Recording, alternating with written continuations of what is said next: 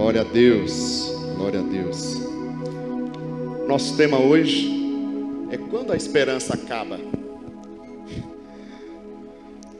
Quando a esperança acaba. Uma outra pergunta: o que faz uma pessoa quando passa por calamidade? Fecha o do púlpito. O que faz uma pessoa ao passar por grande calamidade?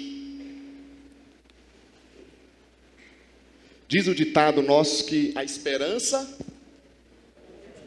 é a última que morre. Se é a última que morre, o ditado está dizendo que ela vai morrer uma hora, né?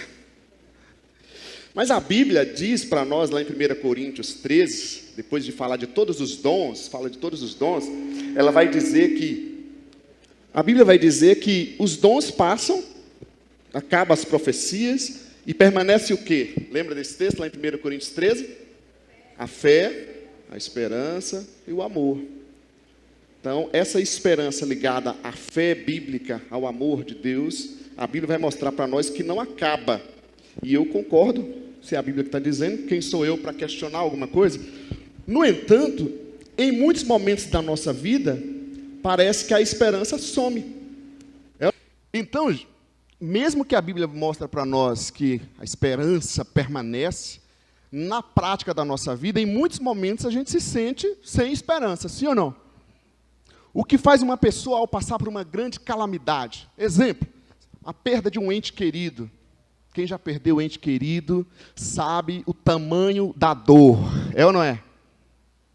Dói, não adianta, pode ter fé, ser ungido, ungidão, ter 10 jejum e oração, você pode ter o que for, que na hora da perda de um ente querido, mesmo que você tenha esperança na vida eterna, você sabe que você vai encontrar ele, mas corta o coração, corta a alma. E a hora que uma pessoa está enfrentando uma situação de desemprego, esse momento que a gente vive de inflação e muito desemprego, uma crise financeira terrível, a esperança na porta da pessoa, a esperança some da porta da pessoa. Ou ainda, quando uma pessoa enfrenta alagamentos, como a gente tem visto nesse tempo de chuva, você está na sua casa, alagou, você perde tudo. Você não pode nem ficar na sua casa. O que faz uma pessoa ao passar por uma grande calamidade dessa? Onde fica a esperança dessa pessoa? Ou ainda, a violência que pode se enfrentar. A gente viu recentemente o caso de um congolês lá no Rio, mas nós temos inúmeros casos, né, com negros, brancos, de todos os tipos de violência, de balas perdidas, a violência do Pix agora, enfim, tantos tipos de violência. E você, ao passar por uma situação dessa, como é que você fica? Como é que a gente reencontra com a esperança? E pensando nisso, eu quero olhar com vocês um momento da Bíblia quando Jesus morreu. Aliás, hoje é uma noite de ceia, e a gente fala tanto isso, né? Jesus morreu por nós. Mas naquele momento que Jesus morreu, algumas coisas extraordinárias aconteceram com os discípulos. Já pararam para olhar, ler? Uma vez eu estava deitado, dormindo, e eu acordei, ou Deus me acordou, com essa meditação. Quando a esperança acaba. E me veio exatamente ao olhar para os discípulos. Quando Jesus estava morto, eu sei que você sabe que ele ressuscitou, mas deixa essa parte para depois. Jesus morreu, essa foi a informação que chegou para os discípulos. Eles viram o mestre deles morto. O que é que passou na cabeça daqueles discípulos? O que é que aconteceu neste momento? Eu quero olhar com você, então, hoje, alguns fatos, eu até dividi ele, para não ficar muito longo. Quem sabe a gente vai ver somente 2 fatos aqui, neste momento que Jesus morreu. E o relato, o texto que é relatado isso, nós temos 4 evangelhos, ok? Isso é relatado em Mateus 28, logo no início do capítulo 28. Isso é relatado em Marcos 16. Isso é relatado em Lucas 24 e João 20. Então eu vou juntar essas informações, porque é importante a gente pegar os 4 canais, os 4 jornalistas. Aquele que só assiste um canal fica muito bitolado, né? Tem um pessoal muito extremista. Então, para você ter uma visão correta, você tem que pegar as 4 informações que os evangelistas, os jornalistas nos trazem aqui. Tudo bem, gente? Vamos entrar então nesse lugar aqui. Vamos ver então alguns fatos que acontecem neste momento que Jesus morreu. O primeiro fato, eu estou dando esse nome aqui, eu chamo de o interesse demonstrado. O interesse demonstrado. Veja bem, Jesus morreu, ok? Jesus está morto. O que é que ele vai poder fazer por nós? Olha a cabeça dos discípulos. Jesus está morto. Ele não vai poder fazer mais nada. Jesus morreu, acabou os milagres. Multiplicação de pães, curas, oh glória a Deus. Acabou tudo, meu amigo. Jesus morreu. Isso que os discípulos viram. Jesus morreu, não tem mais futuro o reino de Israel. Não tem mais futuro na vida daqueles discípulos. Tudo acabou naquela cruz. Porque eles não viam e não entendiam mais nada dali para frente. A multidão que foi beneficiada, curada por Jesus, fez o quê? Além de gritar lá para crucificá-lo, depois sumiu e foram para suas vidas. Esqueceram todas as curas e benefícios que Jesus fez na vida delas. Mas não foi só a multidão. Todos os discípulos abandonaram também. Alguns até traíram, negaram o mestre. E outros voltaram à velha vida. Tem 2 textos que nos dão informações de como os discípulos ficaram. O primeiro deles é Marcos 16, 10. Diz assim um texto, as mulheres que foram ver Jesus no túmulo, diz assim, ela foi e contou aos que com ele tinham estado, aos discípulos. Olha como é que estava o coração dos discípulos. Eles estavam lamentando e chorando.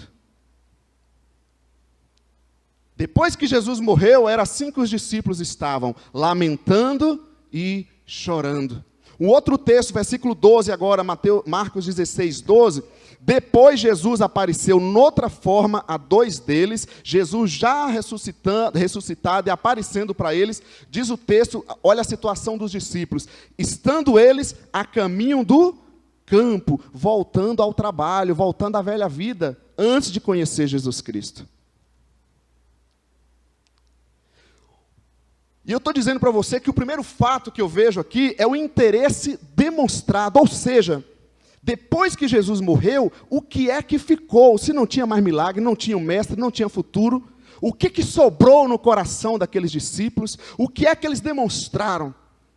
Marcos 16, versículo 1 e 2, nós temos aí um relato importante desse interesse demonstrado. Coloca para mim, diz assim a palavra de Deus.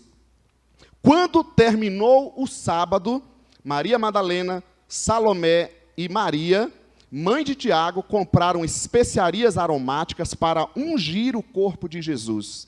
No primeiro dia da semana, bem cedo, ao nascer do sol, elas se dirigiram ao sepulcro. Então veja o texto comigo.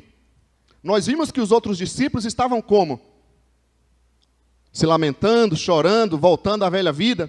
O texto aqui mostra que logo amanheceu, quando terminou o sábado, se tornando de manhã, no domingo de manhã, elas foram ao sepulcro.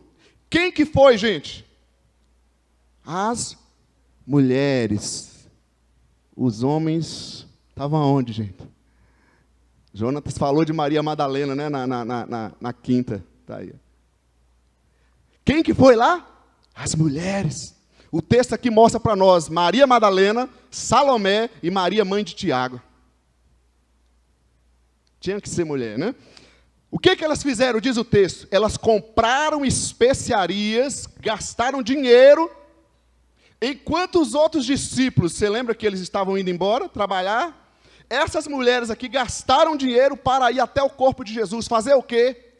Ungir o corpo de Jesus, ou seja, cuidar do corpo do seu mestre morto. Jesus estava morto, ok, gente? Elas compraram especiarias no primeiro dia, bastou amanhecer, elas foram até o sepulcro, porque no sábado não poderia, dentro da lei judaica. Elas foram ver o corpo de Jesus morto. Quem sabe elas não entenderam, elas foram lá ungir, porque elas se esqueceram daquele momento que Jesus foi ungido por outra Maria, né? Com um perfume caro, inclusive os discípulos repreenderam. Quem sabe elas não entenderam isso. Jesus ia dizer para elas: vocês não entenderam que eu não ia ter tempo de ficar lá para ter o embalsamento, eu iria ressuscitar. Então elas foram lá cuidar do corpo, ungir o corpo de Jesus. Os outros discípulos foram pescar, foram trabalhar. Os outros indo atrás de ganhar dinheiro, essas aqui gastaram o dinheiro que tinha para irem ver o corpo do mestre morto, para irem cuidar do corpo do mestre morto. Por isso que eu estou chamando de um interesse demonstrado. Só elas, gente. Os outros discípulos sem o mestre, sem dinheiro, sem esperança.